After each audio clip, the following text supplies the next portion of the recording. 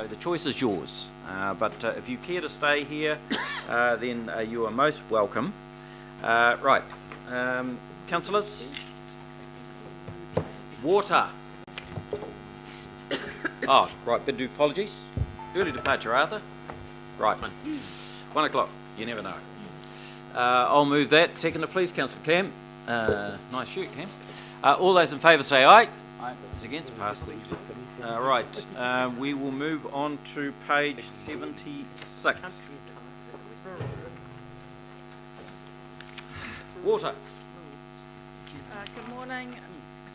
The first report that we're going to consider today is the hearing topic 046, 047, 048, 049, which is a very long title: Water Quality and Quantity, Lakes, Rivers and Streams, Aquifers and Groundwater, and Discharges of Stormwater and Wastewater. Excellent.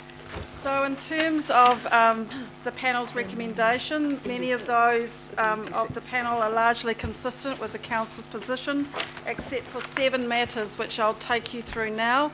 All of these 7 matters, the staff are recommending that you reject the panel's recommendations, and I'll give you the reasons why. The first matter is to do with a permitted activity that the panel has recommended be included, which allows for stormwater runoff to be connected into the stormwater network and the combined sewer network. The issue for council to consider is that it's not the permitted activity status of stormwater runoff into the stormwater network, it is in allowing it to be a permitted activity to connect into the combined sewer. And that could put a considerable strain on the combined sewer network that still exists across parts of Auckland, because Watercare would have no idea who was connecting in or out, and so the capacity could be quite easily taken up, not with sewerage but with stormwater connections. So we are recommending that you reject that permitted activity status that has been recommended by the panel. Move. Yeah. Second. Moved and second. Do you want to vote now? Yeah. Yep, okay, all those in favour say aye. Aye. Against, passed. Next. The second recommendation from the panel is to amend the permitted activity status for sites that do not discharge to a stream or discharge below RL2 metres in a stormwater management area flow.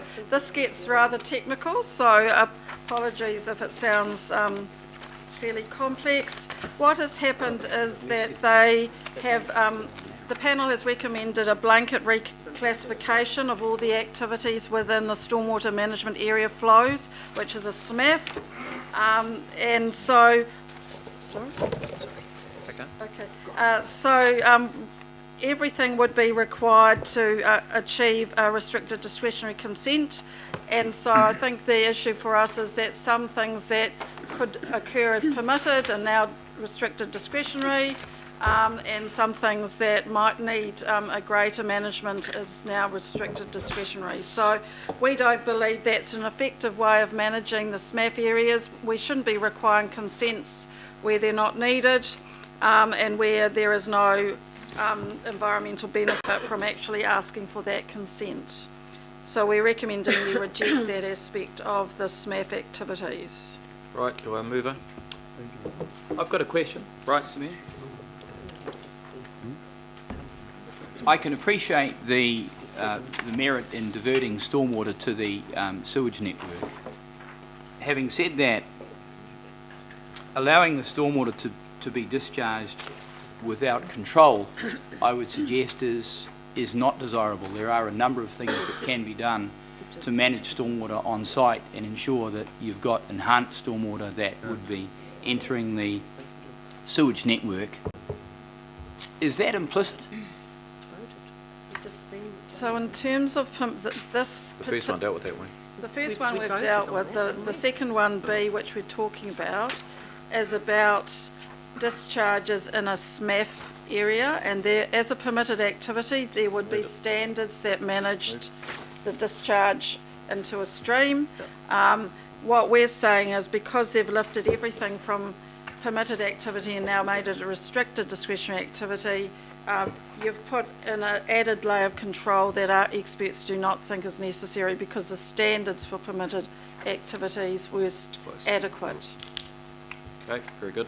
Look, it's moved. Councillor Cal, seconder, please. Councillor Bell. Oh, plenty of time, George. I'll make sure I pick you up somewhere during the morning. Any further discussion? I'll move it. All those in favour say aye. Aye. Against? Next. So this is in the same SMAF or Stormwater Management Areas flow. The panel has recommended that we should amend the activity status for roads from a controlled activity. So that's a controlled activity, if I can just remind you all, is an activity where you can put certain conditions, specific conditions on the consenting of that activity. They must be consented, but they can have conditions applied to them. So we had recommended in our position that roads up to 5,000 square metres were permitted, and roads greater than 5,000 square metres would be a controlled activity if they met certain mitigation requirements. By making them all discretionary consent for roads greater than 5,000 square metres, we believe that it's putting an added management control over roads, particularly where private sites and similar SMAF areas are only restricted discretionary. So we do not believe that it's necessary for roads to be discretionary activity, and we are recommending that, for roads to be a discretionary activity, we're recommending that you reject the panel's recommendations. Okay.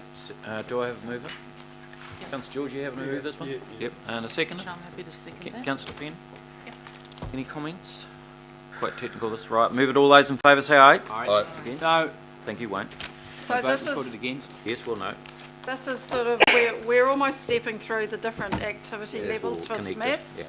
So this is basically saying that if a road over 5,000 square metres is a controlled activity, if it meets mitigation standards and conditions, you do need a default activity for what happens if it doesn't. The panel is silent on that. We believe that might just be an omission, but we're recommending that you reject the fact that there is no default activity status and that it should be a restricted discretionary activity. Yep, I'm happy to move Right, that. move that. Councillor Penn again. Seconder? Councillor Penny W? Yep. Right, good. Can I just ask a Yes, question? Councillor I think Penny H. it is, each of these, if you look at them individually, just seem a bit counterintuitive. But starting at the first one, they do, like stormwater, they kind of flow downhill, and we have to make that connection between them. I just hope that that's not lost, and however this is heard. Yeah. One without the others. Very good. No, you can't exactly. Right, move that. All those in favour say aye. Aye. Against? No. Next. Thank you, Wayne.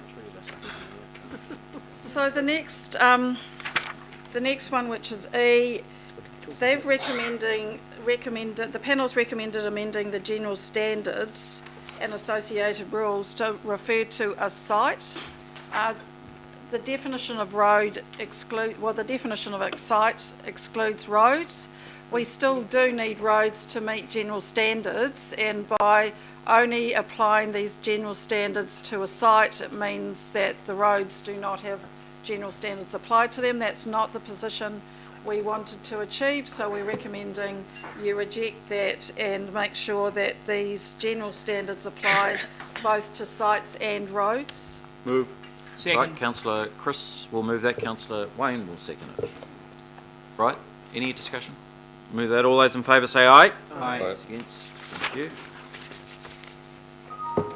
Okay, it's getting more and more technical. The next one is that the panel recommended amending the hydrology mitigation requirements for some roading projects. Excellent. So in terms of those recommendations, we do not support them because they might, it is very technical. I'll have to refer you to the reasons, which basically is to recognise the panel's recommendation that certain roading projects may have difficulty in meeting hydrology mitigation requirements. They removed the mitigation requirements and replaced it with a reference the wrong reference. So basically, we're saying it's a technical issue. They've put the wrong reference to hydrology mitigation in the table. You know, I've sat here for 3 days beside Penny P, and that is the first time for all of the questions and comments that I've actually seen her read her briefing notes. That is stunning. Why don't you put your hands together for Penny P? She has been... Can I just ask? I'm sure that was something that we all understood, Penny. Thank you very much. Councillor Penny H. Yeah, I think, Mr Mayor, these ones, and I completely echo your support of Mrs Pirrett. In fact, on Friday we said to her, no idea how she's held this entire plan in her head. She's remarkable. But this is one of those ones where it's kind of like a double negative. We're saying something bad could have happened, so we're rejecting something bad to make it good. And I think that's, with these ones, what we're saying, I think, Mrs P, is we're simply putting back our mitigation, the requirement for mitigation measures. So I'm happy to move that if that's... Seconder, please. Can I ask a question? It's probably a technical question. I'm just a bit nervous. I mean, some roads may have difficulty in meeting hydrology mitigation requirements. I mean, they're probably likely to be rural roads. I just don't want anything that sort of says, The unsealed ones. yeah, particularly the nearly 700 unsealed ones in Rodney. One. So I just want to make sure that by putting this in or not, we're not making it more difficult to You get have got a roads. hydrological expert. Well, I don't know if Alistair would claim to be a hydrological Hydrological Hydrological. expert. One of those. One But of those. He is a Where are the roading fish hooks? expert, so Yeah, where are the fish hooks for Auckland Transport? Through the hearing process, there was I guess a suite of standards which were mediated and applied to roads specifically. The fish hooks, I guess, identified in those standards are things like where, because the hydrology mitigation, the treatment devices you need are much larger than other devices. So that the fish hooks were, we've got situations where you may need to take someone's property to implement those rules. So it was about providing flexibility where there will be people impacted by the mitigation required. So what this rule here tries to do, or what it does do, is it provides an exception where you're going to end up impacting on other people's properties or other issues like that. It was removed, I guess, from this rule, but it was retained in a different rule. So I guess this is trying to put it back into that original rule framework. So this makes it easier. What it does is it provides an opportunity to look at a resource consent application, the implications of if you took a complete hydrology view. It might mean you've got to take people's property, you've got to do certain things which sometimes is, has undesirable outcomes itself. So that was the key issue. Right, okay, thank you. No, we have a move and a second to that? Yep. Right. Question. Councillor. Before you go, Stuart, so just reading this, the way I read this, there's a risk of the council signing up to allow itself off the hook where it may not allow the private sector off the hook. So I just want to be confident in my decision making here that we're actually not making a convenient rule for ourselves that we wouldn't do for a private developer. We would So- never do that, Chris. So my query is, I really want this to reflect our determination to have a low impact design model, and it applies to us all, be us private or public. Is there any hint in here that the public side, meaning us, are taking a shortcut where we're not asking the private sector to take that shortcut? Are we, from Auckland Transport's point of view, and I think we need a wider Auckland Council perspective on this, that is the big lens, not the single lens of Auckland Transport.